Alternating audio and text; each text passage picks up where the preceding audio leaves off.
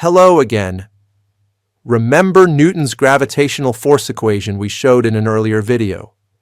I'll now use it and basic physics to derive the Newtonian equation of motion for spacecraft orbiting near Earth. You should now see Newton's equation on my right. Recall that r is the distance from the satellite to the center of Earth. Uppercase m is Earth's mass, lowercase m is the satellite's mass, and g is the universal gravitation constant. Force is mass multiplied by acceleration. Therefore, we can also write this equation like the one I now show, where r represents the satellite's position relative to the center of Earth, and the double dot over r represents the satellite's acceleration. Remember that velocity is position's rate of change versus time, and acceleration is velocity's rate of change versus time.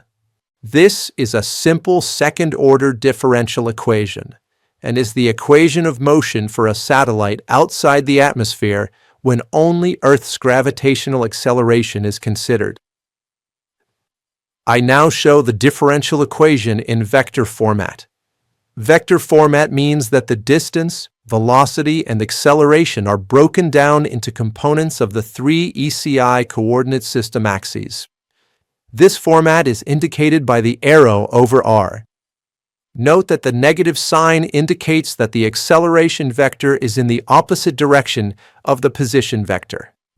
For example, the position vector points in a direction from the center of Earth to the spacecraft, while the gravity acceleration vector points from the spacecraft to the center of Earth.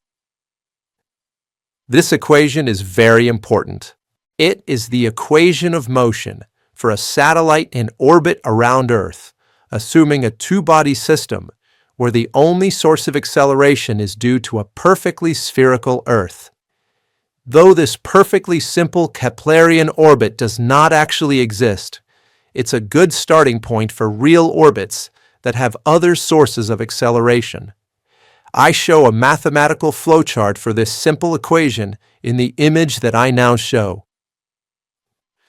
We can make this equation valid for all real orbits by simply adding other acceleration sources as I show in the next equation, where we have included all other sources of acceleration, such as the Moon's gravity, the Sun's gravity, rocket thrust, atmospheric drag and lift, solar pressure, and gravity deviations caused by Earth's non-spherical shape.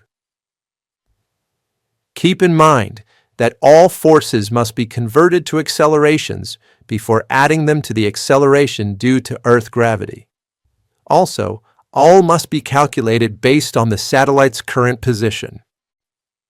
To solve this equation, numerically integrate total spacecraft acceleration for a particular time step to get velocity, and then integrate velocity to get satellite position. Next, use the new position to calculate new accelerations, increase time by one time step, and then repeat the process until the final simulation time is reached. The result will be a series of numbers representing satellite position versus time, otherwise known as an orbit track. If you are an advanced student of orbital mechanics, you may be wondering how we know where the Moon and Sun are without solving the four-body equation of motion.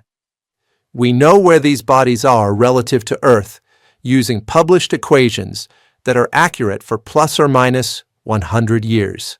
And since we assume the spacecraft's gravity has negligible effect on Earth, Moon, and Sun, we can greatly simplify the four-body problem to a one-body equation of motion for a satellite experiencing position-dependent acceleration from several sources. We plan to produce more videos in the future, so subscribe to this channel if you want to see more videos describing spaceflight and orbital mechanics. We also need your feedback, so please leave comments and like the videos you find useful.